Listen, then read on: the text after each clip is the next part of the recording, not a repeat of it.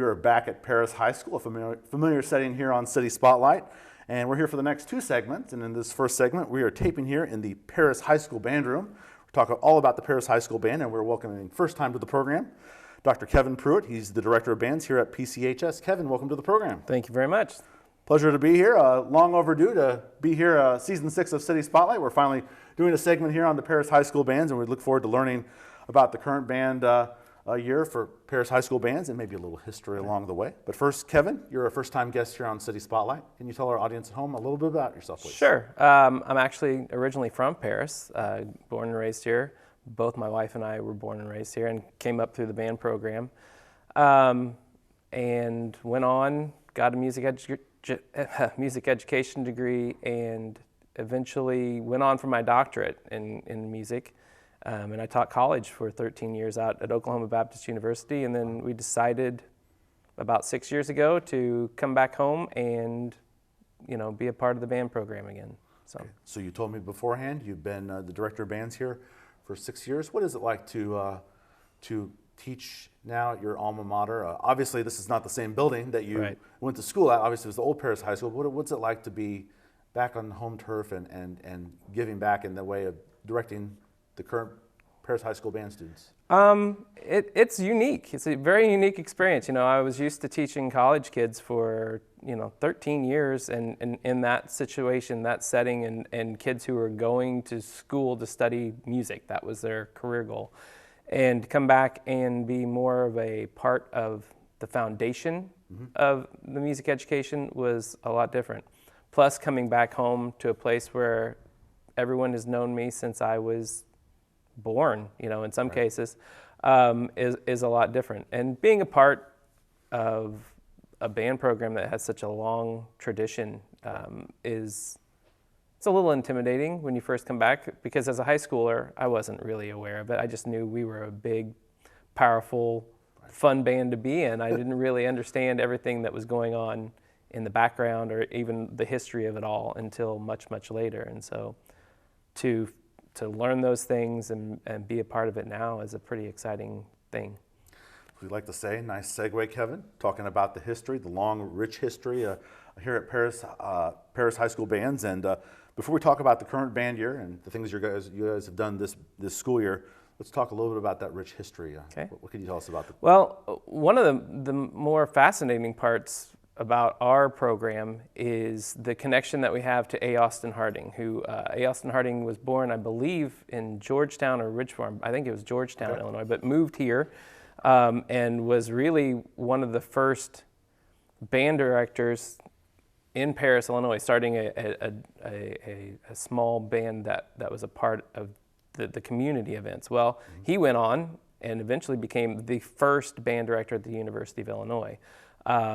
Is a legend in all band things. If you were to go to the U of I and talked to Barry Hauser, the band director there, former Eastern Illinois band director as well, Barry would tell you everything you ever wanted to know about A. Austin Harding and his importance to everything that has to do with band. So even starting back with him and going on up to famous names, at least in the Paris area. Lou Waterloo is a name that's always thrown around as a band director who was here for a long time, very influential. And then the era that I grew up in, we had Warren Sperry, who was here for at least around 30 years. A long time, taught a lot of band kids in that time.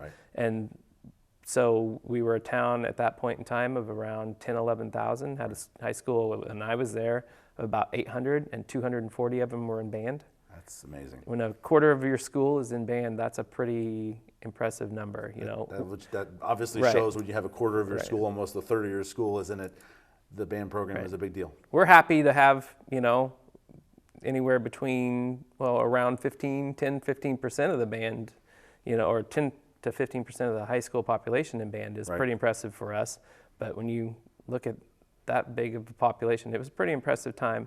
Along with Mr. Sperry, we had longtime elementary band director, Mr. Gill, Joe Gill, and middle school director, Jim Bellerud. Both of them were here 25, 30 years, as well as at Crestwood, our K-8 school. Jeff Armstrong, I know, was here for 20 years or so before moving on when you have that stability and that much, not just the band side, but the elementary music education that we had here, it was an impressive program to be a part of. And you didn't really realize what you had until, in my case, I went off to college and I'm studying music with all of these kids that were in much smaller band programs. Right. And so it's pretty unique. What a rich history. WEIU airwaves. In recent years, we learned about the Paris High School bands, as you mentioned, Warren Sperry. Mr. Sperry, about 4 years ago, we taped Paris, This Is Our Story, so he shared a lot of the great history that Kevin has just talked about, a lot of visuals of those bands and a lot of those band trips that you were a part of with Mr. Sperry. Many trips to some great places. So great rich history here at the Paris High School bands. Let's talk about your current band, and let's start with the fall, which brings about marching band. Yeah, it's a pretty unique program that we have here now. Most schools have their full marching band, and that is the band that does halftime shows. And if they do marching competitions, that's the same group. With us, my predecessor, Dan Tripp, had actually started a competitive marching band that was extracurricular. Okay. So it's different in that it is a non-auditioned extracurricular group for kids who want to be a part of it. And for the longest time, they were two separate entities. Okay.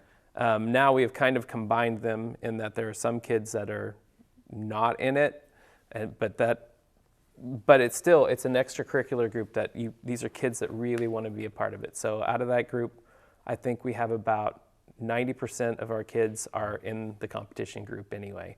And we compete all around Central Illinois. We try to do the University of Illinois band competition, and this past year, for the first time, at least in my tenure, we did Illinois State University's marching band championship as well. It's a pretty impressive thing, you know, coming from marching band when I was growing up, which was very structured and squad-like and not quite so extravagant. Right. And now it's all about props and sets and dancing. Yes. We have to teach marching band kids how to dance and do some things on the field. But the fact that ours is not a required group to be in is a pretty impressive aspect to our program, I think.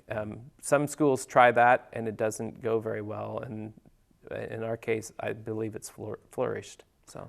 And the competitive marching band, as you mentioned, or told me before we started taping, the Beacon Brigade. The Beacon Brigade, that was a name that was taken from a march that I believe Lou Waterloo had written back in the day called the Beacon Brigade, which was named after the Paris Beacon News, which was a longtime newspaper here. And they threw around a lot of names from what I hear. And I believe actually the students may have voted on something else, but Mr. Tripp ended up trumping them and coming up with the Beacon Brigade instead. But that is our competition group. So we have the Marching Tigers, which is the full marching band, and then the Beacon Brigade is our competition group. All right, very good. We're taping here in the middle of February, so obviously we're several months past the marching band season. Tell us about what you guys do, concert band, that type of thing, in the winter months. As of late, which is rare for Paris, we've become quite the football school. So our marching band season has actually went longer. Congratulations on that. Yeah, that's a new experience for us, which Coach Claude Felter has done a great job here changing the culture.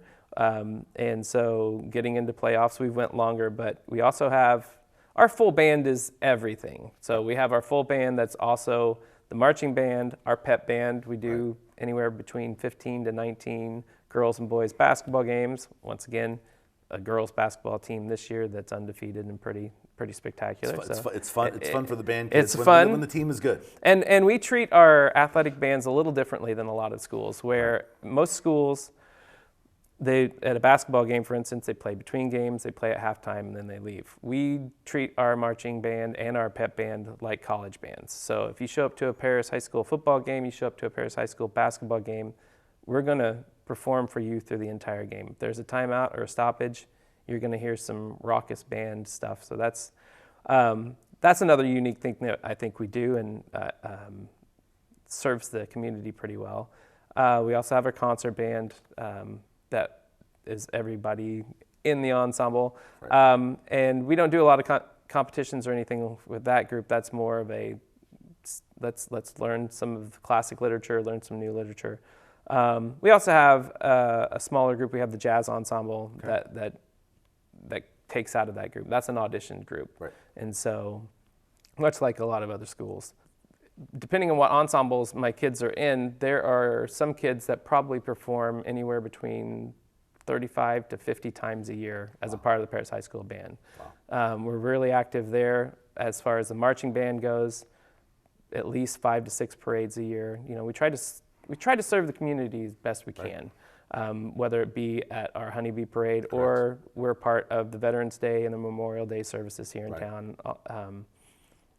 You know, as a person who's from Paris, I feel like it's important that the band be part of that. I remember back whenever I was in high school here and our 1544 unit came back from the first Gulf War and us being a part of that and just thinking how special that was. Right. And so I want our students to be a part of that as well. So, certainly all the experiences that you've had, Kevin, being a part of the Paris bands back in the day, you obviously have embraced all the things, and we've learned a lot about the history and the current bands. I want to ask you one more thing in our last minute or two. On your Paris Marching Tigers webpage, you have a motto at the top of your page. It says, "A band is not proud because it plays well.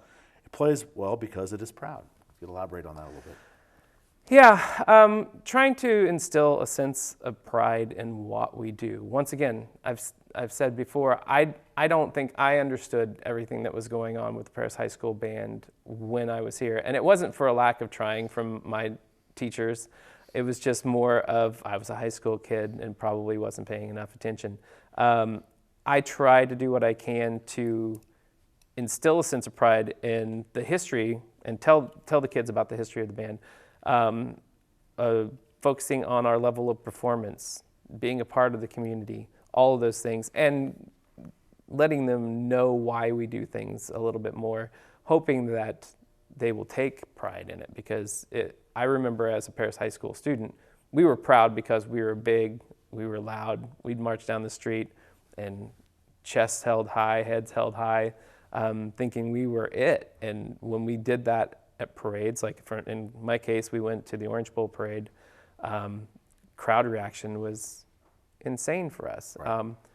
We went to the Chicago St. Patrick's Day parade recently, and to see my students react the same way when a crowd reacts to how we perform, that's what that motto is all about. You know, take pride in what you do, and everything else comes after that. Excellent. Learned a lot about the Paris High School bands, current and history. We'd like to thank first-time guest here on the program, Dr. Kevin Pruiett, Director of Bands here at PCHS. Kevin, pleasure to have you on. Thanks for having me. We're now in the welding room with Jim Humrichous. He's the welding instructor here at Paris High School. Jim, welcome to the program. Thank you, sir. Pleasure to have you on. Jim's a first-time guest, and we're going to talk all about this wonderful program he has here. Jim's third year in the program. Jim, before we talk about the welding program and what students do in this interesting room, tell us a little bit about yourself, please. Well, I was in a class in 1978 at EIU. I'm a graduate of Georgetown High School. I was in a class in 1978 at EIU. I actually didn't graduate till '85, and that's another story. So, okay. But very good. I have a wife, Terry. We've been married 39 years. We have 4 children, 3 grandchildren, and a dog named Jack. And this is my 37th year of actually teaching. I retired from Danville High School in May of '18 full-time, and this is just part-time. Okay, very good. So this is I think I said correctly, this is your third year here at Paris High School? Yes, sir. Okay. Your background, you're teaching welding to students here. Tell us a little bit about your background and what you instruct. Well, my background is certainly the industrial education through EIU. And then I'm also certified to teach physical education. I did that for a while, and which is a long story too. But for 17 years, the majority of my career, I've taught industrial technology, anything from mechanics to welding to woodworking, construction trades, that sort of thing is where the majority of my career has been. I've also worked in the ag industry. I grew up on a farm and ran the family farm for a while. Also, I have welded for Heister Corporation in Danville. welding frames for lift trucks, and worked in industry there in Danville. Okay, very good. And so tell us the room that we're in right now. Okay, this is actually the ag shop, ag mechanic shop. Right now we're in the process of restoring this livestock trailer. It actually belongs to a school board member, and we've put a new floor in. We're going to rewire it and do some painting and some welding in it, some steps and plates, and just generally restore it back to good condition. Okay, tell us a little bit about the history of this this program. This is your third year here. This welding program, is this due to Paris High School, or has this been going on since before you got here? Well, I think ag has always been strong in Paris. The ag program has always been strong, and even back in the days when I was in high school, it was a strong program here at Paris with the Future Farmers of America and the ag program here. So it's been an ongoing, but they contacted me and wanted to ramp up the industrial tech, particularly the welding area, because there is such a huge demand in this area for good welders. Correct. And really across the nation and worldwide, they're always in huge demand, very good paying jobs, and they wanted to ramp that up in this area, our industrial tech. Last spring, the last time we were here on City Spotlight, episodes on Paris, talked with Assistant Principal Mark Cox. He told us a little bit about the program that you're instructing, had a little video there of your students. A lot of sparks were flying that day that I recorded. So what transpires in this room? You told us about this trailer that you guys are working on. What are some other projects that the students have worked on this school year? Okay, ag mechanics actually has 4 subject areas. We started out with a welding unit for 9 weeks, and then we moved to an electricity unit where we just wired up basic circuits, and then we moved to mechanics. We did a small engine unit. They dismantled small engine, put it back together, measure the parts, identify parts, tools, so forth. And then we moved into this trailer project here. And the next step will be, along with this mechanics unit, we do a lawnmower clinic. And anybody that has a lawnmower wants to bring it in and get it ready to go for spring. Okay. We'll change the oil and sharpen the blade, anything else you want done, and it's hugely successful. Last year I don't know how many mowers we did, but there was a lot. Bunch.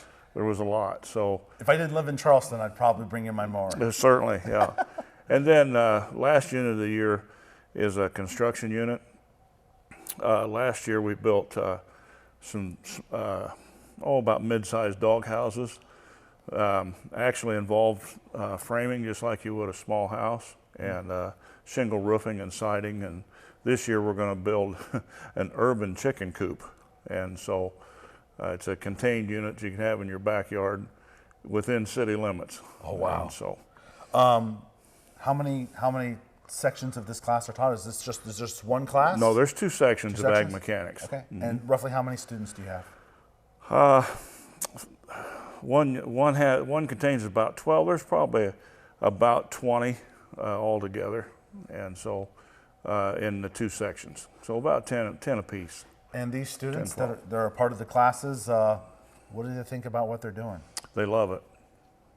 I always tell people that these guys are a bright spot. They want to work, they like to work, and they're upset if they're not. And so it keeps me hopping to keep working in front of them, keep them going, because they're interested in what they're doing. You talked a little bit a few minutes ago about how the skill set that they're learning is needed out there in the workforce. What skills are they taking away from this class? Well, there's what we call soft skills, and this is where we seem to lack a little bit in this day and age. Generally, not necessarily here, but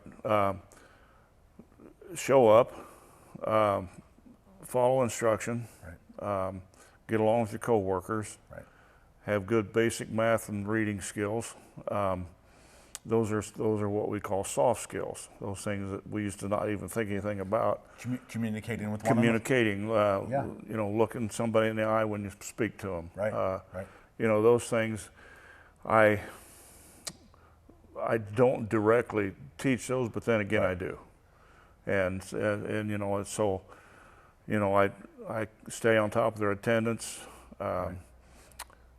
In past years at Danville High School, I even taught them how to properly answer a phone.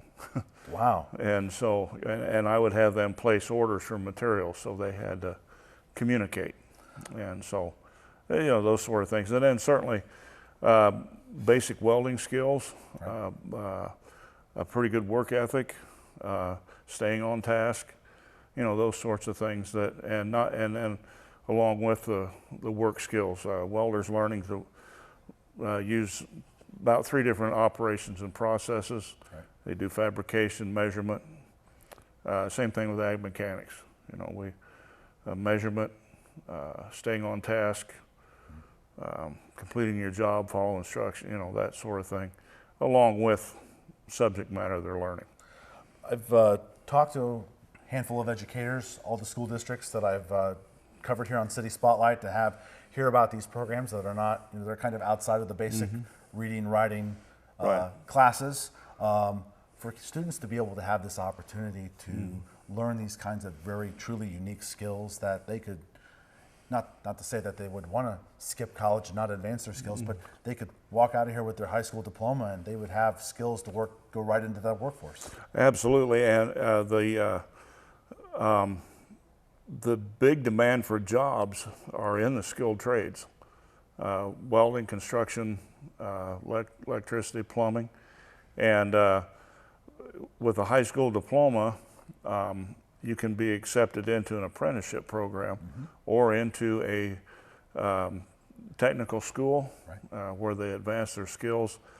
Other than the technical schools, the union trades programs that are teaching and instruction apprenticeships are absolutely free. And so someone can leave, if this is what they like to do, it's not something everybody wants to do, but they can leave with a, you know, making anywhere from $19, $20 an hour starting out up to sky's the limit by the time they're, you know, 25 years old with no college debt.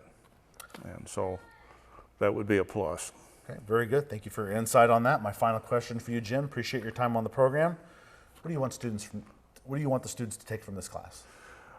From this class, I want them to take away some of the soft skills we talked about, be able to apply that to the task at hand, staying on task, doing a good job, taking pride in your work, being on time, you know, being in attendance, follow instructions, some of those soft skills, and then take this, actually the hands-on skills that they learn and apply them to the work world. We've got a couple of guys now that are headed for work, one as early as March 2nd at GSI, and another boy in here works, I should say young man, right. Is currently working in a machine shop in Terre Haute, and all of them are employed at something, so after school or weekends or something. So they're well on their way. We've learned a lot here on this episode here on Paris, here on City Spotlight, these last 2 segments at Paris High School. We'd like to thank the time of Jim Humrichous, welding instructor here at PCHS. Jim, it's been a pleasure. Honored. Thank you. Thank you so much.